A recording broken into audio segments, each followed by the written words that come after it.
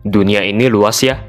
Kadang gue suka mikir, perasaan banyak bener pikiran lu, Net. Ya kalau nggak berpikir gimana mau buat konten, Min? Hahaha. Kadang gue suka mikir, orang-orang zaman dulu itu gimana buat petanya ya? Gimana cara orang-orang ribuan tahun lalu memandang dunia? Dan gimana bentuk peta dunia pertama? Hahaha. Yuk kita bahas. Keliling dunia yuk. Hayu. Hola amigos. Dengan teknologi yang kita miliki sekarang ini, kita bisa melihat banyak informasi tentang dunia. Kita bisa mengetahui lebih banyak soal negara-negara. Kalian juga bisa nonton setiap konten di channel Keliling Dunia Yuk ini. Kalian juga bisa mampir ke channelnya Max Backrooms yang bikin konten tentang backrooms. Banyak dah. Salah satu hal yang menurut Mimin benar-benar jauh berkembang adalah teknologi yang membuat kita bisa mengakses peta dunia. Ya, kalau dulu kita cuma bisa lihat peta dunia yang bentuknya fisik ya, kertas, yang biasanya ada di sekolah. Atau mungkin ada beberapa dari kalian yang punya atlas di rumah. Mimin juga begitu. Alasan kenapa Mimin suka banget tentang negara-negara, bendera-bendera, benua, lokasi negara, dan pemetaan adalah karena atlas Mimin dulu. Ya, semuanya bermula dari sana. Tiap hari Mimin buka terus tuh atlas, sampai beberapa halamannya lepas. Mimin mulai mengetahui negara mana aja yang jadi tetangganya Indonesia, apa itu benua Eropa, apa itu benua Afrika. Oh, ternyata bentuk negara Indonesia kayak gini loh. Oh, ternyata bentuk United Kingdom kayak gitu. Banyak dah pokoknya. Karena atlas ini, Mimin jadi suka segala hal yang berhubungan sama peta, denah, globe, master plan. Kayak asik aja gitu kan, lihat lokasi atau tempat-tempat yang berbeda. Ada yang sama? Kalau sekarang, Mimin pakai aplikasi Google Earth, yang emang sangat ngebantu Mimin buat bikin konten. Dan berkat teknologi ini, kita semakin lebih jelas buat melihat bagaimana rupa negara-negara di dunia. Bahkan kita bisa perbesar lagi, bisa kita zoom in. Kalau atlas kan nggak bisa ya. Ingat amigos, peta adalah teman. Tapi semua hal ini bikin Mimin jadi penasaran. Dari mana semuanya berasal? Bagaimana awal mula orang-orang zaman dulu membayangkan soal tempat-tempat yang ada di seluruh penjuru dunia. Sehingga muncul satu pertanyaan. Bagaimana bentuk peta dunia yang pertama? Atau bagaimana peta yang pertama kali ada di dunia? Apakah orang zaman dulu langsung bisa ngebayangin, oh di sini Mesir, oh di sini Depok, oh di sini Sydney, oh di sini New York. Min, lu kejauhan, Min. Jadi Mimin bakal bahas apa yang digambarkan oleh peta dunia pertama di dunia. Bisa ditebak, sebagian besar awal mula peradaban berasal dari daerah Mesopotamia, dan ada bangsa Akkadia, lalu berkembang ke Babilonia. Peta dunia pertama diperkirakan berasal dari Babilonia. Peta ini bernama Imago Mundi. Imago Mundi berupa tablet. Enggak amigos, Mimin tahu ntar kalian pasti komen, Min, tablet kan touchscreen, Min. Min, tablet bukannya obat ya, Min? Diminum sekali 2 hari. Bukan amigos ya. Konteks tablet di sini beda. Boleh dibilang tablet ini semacam prasasti. Berarti prasasti touchscreen ya, Min? Ah, udahlah. Hehe, sorry amigos. Imago Mundi, atau disebut juga Mapa Mundi. Menurut beberapa sumber, Imago Mundi menjadi peta dunia pertama di dunia. Tercatat, Imago Mundi berasal dari abad ke-6 sebelum Masehi. Beberapa sumber menyatakan berasal dari abad ke-8 atau abad ke-7 sebelum Masehi. Pokoknya Imago Mundi baru muncul setelah abad ke-9 sebelum Masehi. Imago Mundi menggambarkan soal dunia yang diketahui saat itu masih terbatas. Seperti inilah wujud asli dari Imago Mundi. Dengan panjang 12,2 cm dan lebar 8,2 cm. Imago Mundi ditemukan di Sipar, sebuah daerah dekat Sungai Efrat. Peta ini menggambarkan daerah-daerah atau tempat-tempat di sekitar Sungai Efrat. Tentunya kita agak sulit membacanya ya, dan untungnya beberapa peneliti menggambar ulang supaya kita lebih mudah melihatnya. Salah satunya yang digambar oleh Bruno Meissner dalam karyanya yang berjudul Babylonian und Assyrian. Seperti ini. Lebih simpel kan? Kita bisa melihat lebih jelas aksara Akkadia di sini. Tapi ya, kita nggak bisa baca semua aksara Akkadia kan? Jadi kita bisa buat lebih simpel lagi. Jadi seperti ini. Kita bisa bagi menjadi beberapa angka. Tapi ya amigos, ada beberapa teks yang hilang, jadi nggak sepenuhnya bisa dibaca. Di angka 1 ini adalah gunung, atau kalau dalam bahasa Akadia jadi Sadudu. Lalu nomor 2 ini adalah kota. Nomor 3 adalah Urartu, yang mana Urartu adalah sebuah kerajaan. Lalu nomor 4 ini adalah Assyria, semacam city-state atau negara kota. Nomor 5 adalah sebuah kota yang bernama Der. Nomor 6 tidak diketahui, tidak teridentifikasi. Nomor 7 adalah Rawa, atau kalau dalam bahasa Akadia adalah Aparu. Nomor 8 adalah Susa, yang merupakan ibu kota dari Elam, yang mana Elam adalah salah satu daerah peradaban. Lalu nomor 9 adalah sebuah kanal.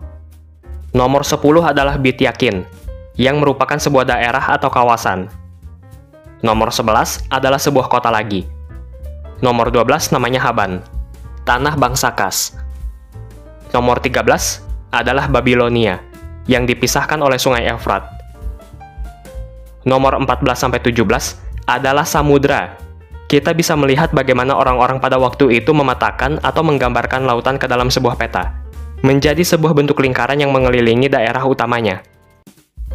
Nomor 18 adalah sebuah tembok raksasa, di mana matahari tidak terlihat. Tapi kemungkinan besar, tembok ini sebenarnya adalah pegunungan. Lalu selebihnya, dari nomor 19-22, dianggap sebagai daerah luar, atau Nagu. Sebagian teks untuk daerah nomor 19-22 sudah menghilang. Jadi agak sulit buat mengidentifikasi apa sebenarnya daerah-daerah tersebut. Tentu saja, dikarenakan terbatasnya kemampuan manusia pada zaman dahulu untuk mengeksplorasi daerah-daerah yang lebih jauh. Jadi ya, apa yang dipetakan oleh mereka adalah batas kemampuan mereka untuk mengeksplorasi daerah sekitar. Lalu ada juga beberapa baris kalimat di sebelah atas peta, yang mana teks ini diperkirakan menjadi sebuah deskripsi tentang dunia yang diciptakan oleh dewa pelindung Babilonia, yang bernama Marduk. Ceritanya, Marduk membelah samudra purba, sehingga menciptakan daratan dan laut. Nah, pada bagian daratan, ceritanya ada dua makhluk mitologi yang bernama burung Anzu dan manusia kalajengking, dan setidaknya 15 hewan darat, yang mana hewan darat ini berasal dari negeri yang jauh, dan satu-satunya hewan yang memang berasal dari negeri itu adalah kucing. Lalu pada bagian belakang Imago Mundi, terdapat 29 baris kalimat yang menceritakan setidaknya 8 nagu atau wilayah luar. Dan ada juga keterangan soal jarak 7 liga. Liga ini bukan liga bola ya. Liga di sini adalah sekumpulan orang-orang yang membentuk bangsa-bangsa. Nah, diceritakan kalau kita mau berkunjung ke nagu atau wilayah luar, kita harus melewati 7 liga. Para peneliti berpendapat kalau 7 liga ini maksudnya lebar dari samudra, yang kira-kira setara sama 7 liga. Pada bagian belakang ini juga, ada deskripsi soal masing-masing nagu. Hanya saja nagu pertama, kedua, dan keenam sangat sulit untuk diidentifikasi, karena sudah mengalami kerusakan. Begitupun nagu kelima, yang memiliki deskripsi paling panjang. Sehingga, cuma nagu ketiga, keempat, ketujuh, dan kedelapan saja yang cukup jelas. Nagu ketiga isinya, seekor burung bersayap tidak dapat menyelesaikan perjalanannya dengan aman. Peneliti percaya bahwa nagu ketiga adalah sebuah padang pasir yang tandus, makanya burung-burung enggak bisa terbang jauh. Nagu keempat isinya, setebal ukuran parsiktum, 20 jari. Oh iya, parsiktum sendiri merupakan salah satu satuan ukuran di Babilonia. Peneliti berpendapat kalau di nagu keempat, terdapat benda-benda yang berukuran luar biasa. Nagu ketujuh isinya, di mana ternak yang dilengkapi tanduk, berada, mereka berlari kencang dan mencapai, tapi masih belum diketahui apa maksud dari nagu ketujuh. Nagu ke-8 isinya, tempat di mana muncul di pintu masuknya. Bisa jadi nagu ke-8 adalah wilayah di sebelah timur, tempat di mana matahari terbit di pagi hari. Lalu ada sebuah keterangan lagi. Dari 4 kuadran seluruh dunia, di mana tidak ada seorang pun yang memahaminya. Nah, 2 baris terakhir ternyata adalah nama penulis yang menulis isi dari Imago Mundi. Disalin dari contoh lamanya, dan disusun oleh putra Isuru, yang merupakan keturunan dari Eabelii. Tapi ya amigos, Imago Mundi memang merupakan peta dunia pertama. Tapi, bukanlah peta pertama di dunia. Beda ya, peta dunia pertama sama peta pertama di dunia. Beberapa peneliti mengungkapkan sebuah peta yang juga merupakan batu tulis yang ditemukan di daerah Finistère, Prancis, pada tahun 1900. Peta ini bernama Lempeng Saint-Bilek dan diperkirakan berasal dari tahun 1875 sebelum Masehi. Loh, berarti lebih tua dari Imago Mundi dong? Yes, benar. Tapi, seperti yang Mimin bilang barusan, peta ini memang peta pertama di dunia, tapi bukan peta dunia pertama. Karena isi dari lempeng ini adalah daerah-daerah sekitar Sungai Ude saja. Dan isi dari peta ini diperkirakan hanya menunjuk wilayah kekuasaan saja, bukan untuk navigasi.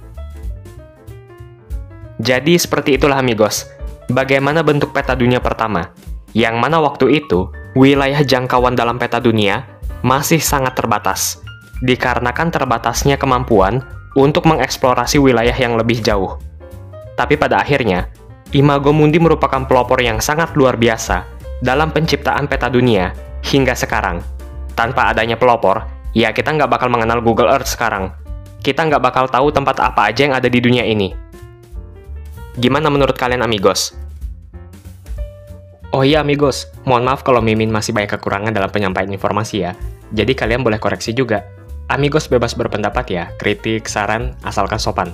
Mungkin ada juga yang kurang berkenan misalnya dengan jokes Mimin. Mudah-mudahan kedepannya Mimin juga bisa lebih baik lagi ya. Kalau ada kritik dan saran, Mimin berterima kasih. Berarti itu semua bentuk perhatian dari kalian semua amigos. Sehat-sehat semuanya.